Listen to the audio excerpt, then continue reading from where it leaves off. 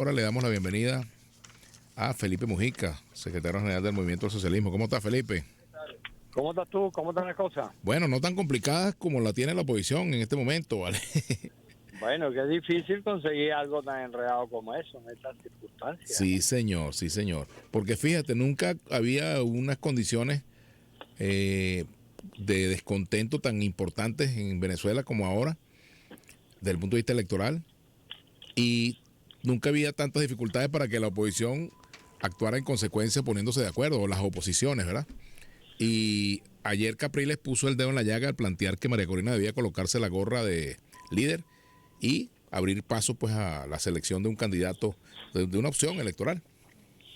Bueno, yo creo que estamos en presencia de un hecho más o menos inédito, difícil de conseguir en otras circunstancias en la historia de la humanidad, porque en verdad tener un gobierno tan malo como hemos tenido acá en Venezuela, que todo el país percibe claramente como el peor gobierno de nuestra historia, y cuando tú le preguntas a la gente, no por el chavismo, pues la gente tiene distintas visiones, una sobre el chavismo, otra lo que llaman madurismo, pero sobre la gestión específica de esta última etapa, de estos veintitantos años que hemos vivido, bueno, todo el mundo la está pasando mal, nadie tiene respuestas concretas, y además de eso, se percibe claramente que Maduro lo que ha hecho es engañar y engañar y engañar a lo largo de todos estos años, ofreciendo fantasías, ofreciendo cosas que después no cumple en el terreno económico, en el terreno social, y ahora, en estos meses que vienen, que está dedicado, como dicen ellos mismos,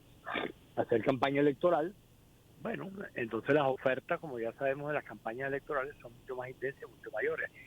Frente a ese desastre, Maduro siempre ha tenido, lamentablemente, una facilidad para hacer las cosas que han sido los errores, Uh-huh. que en términos generales se han cometido en el campo opositor. Creo que ya todo el mundo evalúa, incluso los que lo cometieron y que antes no lo decían así, que en una buena medida los errores de la oposición, y básicamente el error de abstenerse y el error de caer en todo este conflicto, toda esta confrontación interna y no poder hacer los acuerdos necesarios, ha sido lo que básicamente ha permitido que Maduro haya continuado siendo presidente. En el año 2018, para decir la fecha más cercana de la elección presidencial, si la gente hubiese apoyado a Falcón y no hubiesen llamado a la abstención los que llamaron a la abstención, con toda seguridad Maduro no sería en este momento el presidente de la República. Sería Falcón, y bueno, estaríamos en otra situación que todos nos imaginamos que tendría que ser mejor que la que tenemos en este momento. Hoy está planteado precisamente cómo hacer para que esa mayoría que está allí expresada en términos del rechazo a Maduro y en términos de la búsqueda de una solución pueda conseguir un camino que no solamente es la ruta electoral, porque digamos que ya la gente lo ha dicho de mil maneras, incluso los que en el pasado no estuvieron, que la ruta es la ruta electoral. Ahora, eso solo no basta. Si tú vas a la ruta electoral pero no tienes candidato o tienes muchos candidatos, entonces no vas a la ruta, vas al desastre electoral, ¿no? Que son cosas totalmente diferentes. Entonces, construir esa ruta es lo que en este momento está planteado. Yo veo, de acuerdo con las señales que estoy percibiendo y las cosas que uno va haciendo por aquí y por allá, Uh-huh. y de las que se va informando, que se va acumulando ya un hecho concreto, que es que como las cosas están tan cerca ya, entonces hay que buscar respuestas y soluciones, y ya creo que se entiende que la solución tiene que ver con algunas de las cosas que ha dicho Capriles, e incluso los propios sectores que respaldan a María Corina asumen que, bueno, tarde o temprano habrá que buscar una solución frente a lo que ya publicó el domingo el organismo electoral, que era impedir que ella se pudiera postular. ¿Qué hacemos el día que María Corina vaya ante el Consejo Nacional Electoral y se consiga con que la página no abre, o que si Uh-huh. abre diga usted no se puede postular? En ese momento hay que tener una respuesta, ojalá la pudiésemos tener antes, porque construirla a partir de la negativa es una cosa muy difícil. Hoy vi un comunicado o un anuncio que hizo la plataforma unitaria, donde habló de una reunión que habían tenido con María Corina, donde habían llegado a unos acuerdos, donde ratificaban la lucha electoral y donde de alguna manera se reconoce que hay que buscar una salida. Eso, por supuesto, no es un camino unánime, ya sabemos que hay opiniones distintas, unas muy radicales, unas muy equivocadas, que hablan incluso de casi de un lenguaje parecido al que había antes sobre el tema del abstencionismo, pero al mismo tiempo se vienen haciendo conversaciones por aquí, conversaciones por allá. La reunión de ayer en el Zulia, no conozco los resultados, de Eduardo Fernández y Manuel Rosales, debe haber sido un hecho político muy importante, el cual todavía no se tiene conocimiento de hasta dónde avanzaron, pero entiendo que los dos tienen una comprensión total de la responsabilidad que les compete en este momento ante el país, y tienen que haber hablado del tema de cómo iban a manejar el hecho de que ambos están siendo postulados como opción ante la eventual necesidad de buscar una alternativa para tener un candidato. Mire, ¿cuál es la opción que le gusta al más? Al más Venezuela, en letra mayúscula, eso lo hemos dicho. Sí, yo sé, pero llega un momento que Venezuela se escribe con letra de María Corina, letra de... Bueno, tiene apellido, de Rosales. Tiene apellido. Ajá. Que Venezuela tiene apellido. Bueno, nosotros tenemos este fin de semana una dirección, una convención nacional que a quien le corresponde estatutariamente resolver el problema. La vamos a hacer vía Zoom porque en términos de cómo los tiempos nos montaron, es muy difícil traerse 200 personas para Caracas el fin de semana, entonces lo vamos a hacer vía Zoom. Y allí vamos a discutir el tema y tomaremos una decisión que se le informaremos el lunes al país. Desde mi punto de vista todavía quedan unos días para dirimir cuál es el candidato, porque todavía no sabemos ni siquiera exactamente quiénes son o quiénes son los mejores candidatos, porque van apareciendo nuevos, otros se retiran, otros dicen que son y no son, y todavía eso no se define. Creo que estamos en la recta final de ese asunto. El gobierno tiene su reunión el día viernes, ya sabemos lo que ellos van a decidir. Los partidos van haciendo sus reuniones para ir viendo cómo se aproximan a decisiones, y lo ideal desde nuestro punto de vista es que lleguemos al momento de la postulación con una candidatura clara, asumida por todo el mundo. Lo peor que nos puede pasar como factor buscando la unidad y como en la creación de la alternativa es que tengamos que escribir 30 tapas. Y entonces después que negamos las 30 tapas, empezar a buscar a ver cuál de esas tapas es el mejor candidato. Y además lograr que alguna de las tapas renuncien. Bueno, la ventaja con las tapas es lo siguiente, que esos son postulaciones hechas por los partidos. Y quienes toman la decisión son los partidos, no son las personas. Entonces allí, una vez que postuló ante el CNE, digamos, la persona pierde la autonomía sobre el control de su candidatura y la pasa a tener el partido. El partido puede decir, mira, decidí que tal persona no es y postula a fulano. Eso ya ha pasado en distintas oportunidades. Pero el simple hecho de tener que aparecer con 30 candidatos después que se cierre este violento proceso de postulaciones que abrió el CNE, ya es una cosa que no luce bien. A pesar de que hay gente que dice, bueno, vamos a abrir ese espacio para que cada quien diga lo que piensa y a ver quién es el mejor candidato, etcétera. Hemos tenido ya casi 2 años buscando el mejor candidato. Creo que seguir insistiendo en eso no es un buen camino. Pero bueno, como la política da para todo y ya sabemos que ese tipo de decisiones se pueden tomar en un tiempo muy breve cuando ya se tienen en la mano. Ejemplos tenemos cualquier cantidad que pudiéramos mencionar. Bueno, hay que seguir insistiendo en lo que todos venimos haciendo, cómo ir encontrando coincidencias, nombres, respaldos a candidatos, etcétera, de tal manera de que cuando llegue el momento, en vez de postularse 30, a lo mejor se postulan 3. Y postulados 3, bueno, es distinto que los 3 se vean la cara y digan, bueno, aquí estamos los 3, ¿qué vamos a hacer? ¿Vamos a poner la cómica o vamos a tomar la decisión que permita que el país pueda pensar en la alternabilidad y en la búsqueda de un camino ahora, Felipe, al que tenemos? ¿Puede terminar ocurriendo que el candidato opositor sea electo por Nicolás Maduro prácticamente? O sea, que sea aceptado, que el derecho a veto se imponga.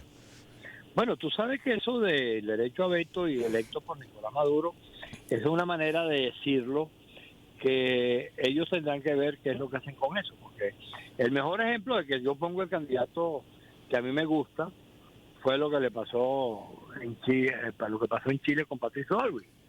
Ellos llegaron al momento, a la última hora, pues al último día, pues en que tenían que resolver el asunto, y estuvieron reunidos los 3 candidatos: Ricardo Lago, Eduardo Frei y Patricio Aylwin. Y en ese momento decidieron que era Patricio. La razón de fondo por la cual ellos pusieron a Patricio era porque Patricio era el único que eventualmente sería aceptado por Pinochet. Bueno, ¿y cuál fue el resultado? Perdió Pinochet, y después que perdió Pinochet fue presidente Frei, después fue Ricardo Lagos, bueno, y Chile pasó a vivir la democracia, la alternabilidad, todo lo que sabemos. Aquí el problema es que Maduro diga, yo voy a poner que me dé la gana, porque el que me voy a calar implica un costo político, porque ellos tienen el ejemplo de Barinas, donde empezaron a inhabilitar candidatos, y sí, no, señor. y este tampoco, y al final, el que sea, que es lo que dice la gente, porque en esto la gente es muy clara, cuando tú le preguntas, mira, ¿quién crees tú que debe ser candidato? La respuesta usual que uno consigue, te dicen, bueno, señor, a mí no me importa, el que sea, pero que le gane a Maduro. Lo dicen de otra forma, pero dicho aquí conversando entre tú y yo, lo que les importa es que el que sea le gane a Maduro. Y eso es lo que hay que construir. Que Maduro cree que el candidato que él va a aceptar es el que va a imponer. Eso es una manera de decir las cosas, la cual yo no comparto. Ellos van a seguir haciendo de todo, porque lo han venido haciendo hasta ahora, para tratar de radicalizar al sector opositor, para que digan que el que quede al final es el candidato puesto por Maduro, para que digan esto y lo otro, lo que ya sabemos que no es que se repite ahora, sino que tenemos años diciendo cosas parecidas. Con ese CNE no se puede, no nos van a reconocer. Yo siempre he puesto el ejemplo. La peor malandrería que se ha hecho aquí para tratar de que alguien se retire fue la que le hicieron a Chávez cuando le separaron las elecciones. Eran las elecciones presidenciales, eran juntas, y presidenciales, gobernadores, asambleas, congreso, como se llamaba en la época, y se las separaron. ¿Y cuál fue la virtud que en ese momento tuvo Chávez? Que los sectores que lo rodeaban le dijeron, quédate, a pesar de que le dieron una paliza en noviembre. Pues no fue que le ganaron por apretado, no, una paliza, 5 gobernaciones apenas, perdió los 2/3 del Congreso, etcétera, y sin embargo Chávez, a pesar de esa paliza, decidió quedarse. ¿Por qué se queda? Bueno, él tenía al lado a Luis Miguelena, tenía a José Vicente Rangel, tenía a Irán Gaviria, tenía al MAS, tenía una serie de factores que eran partidarios del hecho electoral. Y el chavismo, tú estabas cerca de eso, estabas en eso, ¿tú te acuerdas cómo fue ese debate? Claro, por supuesto. Debate muy duro, abstencionistas, decían que no iban a participar, que con ese CNE no, y sin embargo se quedaron y ganaron. Bueno, aquí es lo que se trata de entender que ellos van a hacer de todo para tratar de sacar a el resto del país de la ruta electoral y después decir que hicieron unas elecciones tal o cual. Por eso que yo digo, por ejemplo, las tapas. Y si después tú no puedes sustituir la tapa, y entonces resulta que te quedaron los 30 candidatos porque simplemente el organismo electoral cerró la página. Eso ha ocurrido. Ahorita en Barinas, cuando Fuerza Vecinal fue a respaldar a Garrido, se consiguió con que nunca pudo abrir la página del CNE. Y unos años atrás iban a hacerse sustituciones en unas elecciones, no recuerdo si eran de gobernadores o que de aquella época, creo que fue el 17, y tampoco abría la página. Entonces, no estamos hablando de nada que no se sepa. Por eso que hay que estar prevenido, hay que estar preparado, y lo ideal sería que pudiéramos comprender todo lo que ha pasado y sentarnos y vernos la cara, darnos la mano y decir, señores, aquí lo importante es Venezuela, dejemos los intereses particulares, los odios, las rencillas, lo que en el pasado nos pasó, las molestias, y veamos hacia el futuro. Echemos a un lado los retrovisores y veamos por el parabrisas para que efectivamente podamos avanzar hacia lograr eso que queremos en estos momentos la mayoría de los venezolanos, que es un país distinto, democrático, político, y donde podamos gobernar distinto a ellos, y que ellos no corran, que tienen esos temores, que los vamos a perseguir, que los vamos a meter presos, no vale. Vamos a gobernar en democracia, como ellos no han gobernado. Y en Venezuela cabe todo lo que existe en Venezuela, ADECO, copellanos, chavistas, masistas, de cualquier partido de eso, y gente que no milita en ningún partido. Ese es el, digamos, el pluralismo venezolano, y hay que asumirlo como tal. Por supuesto. Ahora, a los efectos de todo esto, ¿cuál sería el método para designar estas candidaturas, para escoger esa candidatura? Encuestas, consenso. ¿Quiénes serían los decisores, Felipe? Porque ese es otro problema, ¿no? Bueno, a estas alturas del partido, creo que es muy difícil inventar una vía distinta al consenso por el tiempo que queda, ¿no? Se puede inventar cualquier mecanismo, pero desde la primaria, un juego dominó, una partida de bola, una gincana. Una gincana. Pero eso no le va a gustar a Eduardo, que quizás no está en condiciones de estar brincando cosas, ¿no? Exacto, cualquiera, jugando la semana que se jugaba hace muchos años atrás. Imagínate, cualquiera de esas cosas. Te rodó la cédula. Exacto. Entonces, ¿qué es lo que ocurre con eso? El problema, yo creo que la alternativa que hay es un mecanismo de consenso. No hay otro, porque no hay tiempo para inventar más. Y el consenso tiene que ir surgiendo en la medida, primero, que se vaya achicando el número de opciones y que vayamos sincerando exactamente de qué se trata.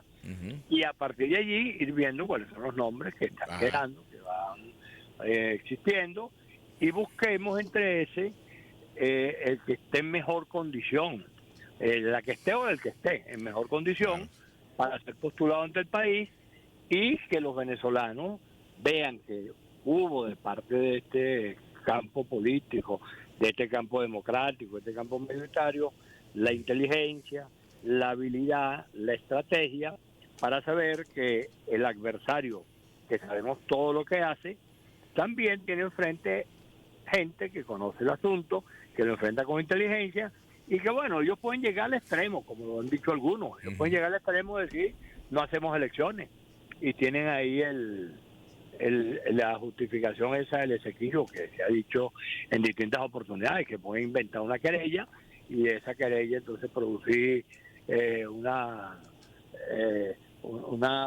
situación de un estado de emergencia, suspensión de garantía, un estado de excepción, etcétera, y por ahí llegar a la conclusión de que en ese momento hay que suspender todo hasta las elecciones. Ellos tienen hasta esa carta en las manos, y algunos de ellos, cuando dijeron al comienzo que aquí no podía hacerse elecciones si no se mantenían las sanciones, si se mantenían las sanciones, bueno, esos mismos en aquel momento decían, bueno, en última instancia no se hacen elecciones. Ellos han ido cambiando, ellos han ido acoplándose al hecho electoral, pero jugándolo como lo están jugando, muy duro, con mucha con mucha maña pues en la manera de hacer las cosas, y para eso hay que estar preparados. Todas las jugadas que ellos pueden hacer están conocidas.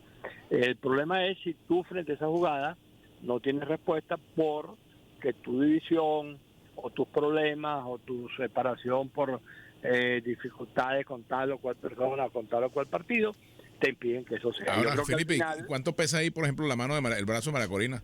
¿Cuánto pesa? Bueno, ¿Cuánto pesa la plataforma unitaria y cuánto pesan los factores no confederados en la plataforma?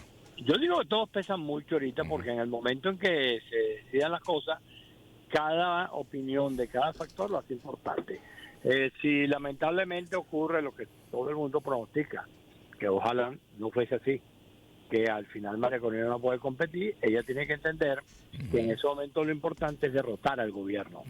Sin embargo, Capriles ha dicho, fíjate que Capriles ha dicho que bajo el gobierno de Nicolás Maduro no habrá ninguna habilitación de candidato, que eso se va a hablar cuando vuelva la democracia, así lo dijo, ¿no? Eso es lo que él ha dicho, y seguramente eso es lo que va a aplicar Maduro. Entonces ella tiene que estar preparada, si eso es lo que va a ocurrir, para que en el momento que se produzca eso, que es el momento de la postulación, ella y todos los que acompañan a María Corina tengan claro que lo que hay que hacer es derrotar a Maduro, no seguir en una... Mira, por cierto, Felipe, que hay una nota por allí de un informe de inteligencia de Estados Unidos que asume que Nicolás Maduro volverá a ganar las elecciones. Esto lo veo pues en distintos medios, lo dice la Oficina del Director Nacional de Inteligencia de Estados Unidos, donde hacen la evaluación anual de amenazas. Y entonces confirman que el presidente de Venezuela, Nicolás Maduro, volverá a ganar las elecciones previstas para el 28 de julio. Nicolás Maduro mantendrá un sólido control del poder y es poco probable que pierda las elecciones presidenciales de 2024. ¿Te parece certera ese informe de inteligencia? Yo creo que el informe de inteligencia de cualquier país sobre Venezuela puede ser respetable, pero quienes tenemos la decisión inteligente de actuar en Venezuela somos los venezolanos. El que Maduro gane o pierda depende de los venezolanos y de cómo nos comportemos. Si nosotros caemos en todas las trampas que monta el gobierno y en todo lo que viene haciendo permanentemente y no tenemos una respuesta como la que le dio el pueblo de Barinas en su momento a las circunstancias, que fue salir a votar y votar masivamente por un candidato que era el que existía, a pesar de que el gobierno había puesto otros, supuestamente también opositores. Bueno, y al gobierno le salió mal, le salió terriblemente mal la jugada de Barinas, pensando que ellos estaban haciendo lo que les iba a resultar y que iban a ganar las elecciones como les da la gana, etcétera, etcétera. Entonces, esa experiencia de ese tipo de valoraciones tiene mucho que ver con los errores que se ven desde afuera en el campo opositor. Tú tienes un tipo actuando contra ti con todos los hierros, haciendo de todo, y tus respuestas, en vez de ser las respuestas contundentes que podrías dar, a estas alturas deberíamos tener ya un solo candidato hace tiempo, y el gobierno tendría que ver qué hace. Si una vez que lo inhabilita tienes otro y sigues dando el ejemplo de lo que ya se produjo en el estado de Barinas, bueno, es muy difícil que se pueda producir entonces un pronóstico de que va a ganar Maduro de nuevo. Entonces, eso depende de los venezolanos. Si nosotros, los venezolanos, no solamente los políticos, porque aquí hay una cantidad de ejemplos que lo hemos puesto en otras oportunidades, las elecciones de gobernadores. Por ejemplo, aquí se ganaron 4 gobernaciones. ¿Por qué se ganaron 4 gobernaciones? Porque los maracuchos, o los margariteños, o los cojedeños y después los barineses eran más inteligentes que los portugueseños, los larenses, los aragüeños. No vale, porque ahí la gente salió a votar masivamente por un candidato que identificó. Si tú sumas el segundo con el tercero en 15 gobernaciones, te vas a conseguir con que el segundo se convierte en primero. Y eso fue producto de los errores de la oposición, que fue con 4, 5, 6 candidatos. Entonces, eso es lo que no se puede volver a cometer.